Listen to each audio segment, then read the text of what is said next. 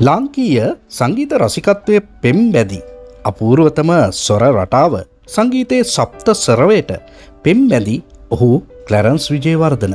ඉතින් ක්ලැරන්ස් විජේවර්ධනයන්ගේ ජීවිත කතාව ඇසුරින් නිර්මාණය කරපු අප අතරින් වෙන්වුණු තේජා ඉද්දමල්ගොඩ අධ්‍යක්ෂණය කළ නවතම සිංහල සිනමා සිත්තම රිදම් ඔෆ් ද ගිටාර් මේ වෙද්දී ලංකාවේ සිනමා ශාලාවල අතිශයින්ම සාර්ථකව තිරගත වෙනවා. ඉතින් රාණි, නෙළුම් කුළුණ, එතකොට වාලම්පූරි මේ සිනමාපට මගින් ඔසවා තබපු දේශීය සිනමා රසික රැල්ල මේ රිදම් ඔෆ් ද ගිටාර් මගින් තව දුරටත් ඉදිරියට ගෙන යන බව අපිට දකින්නට පුළුවන්. ඒක ඇත්තටම සතුටට කාරණාවක්.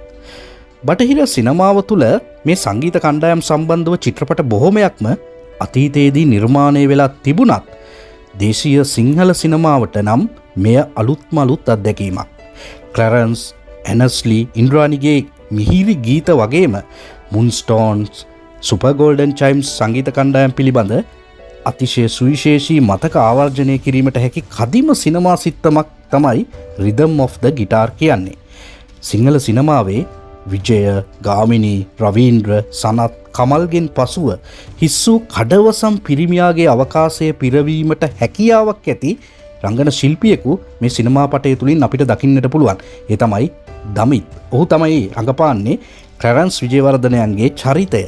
ඒ වගේම ආධුනික නිලියක් හැටියට නිහාරිගේ විචිත්‍රවත් රංගනයද පැසසිය යුතුමයි. මාලියද්දගේ නව සංගීත මුසුව, ඒ වගේම උරේෂා ප්‍රමුඛ කණ්ඩායමේ ගායනාද අගය කරන්නට ඕනේ. මෙවන් අභියෝගාත්මක අවදානම් සහිත නිෂ්පාදනයකට අත්ගැසූ තුසිත හා නිර්මාණය එළිදැක්වීමට පෙර හරිම කනගාටුදායක පුවතක් අප අතරින් වියෝ අධ්‍යක්ෂක තේජා ඉද්දමල්ගොඩටත් සිනමා රසිකයන්ගෙන් ඒ ප්‍රණාමය හිමි විය යුතුමයි.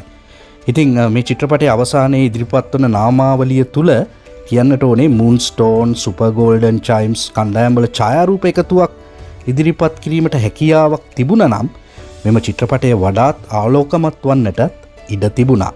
ඉතින් හරිම සුවිශේෂී නිර්මාණයක් තමයි රිදම් ඔෆ් ද ගිටාර් කියන්නේ.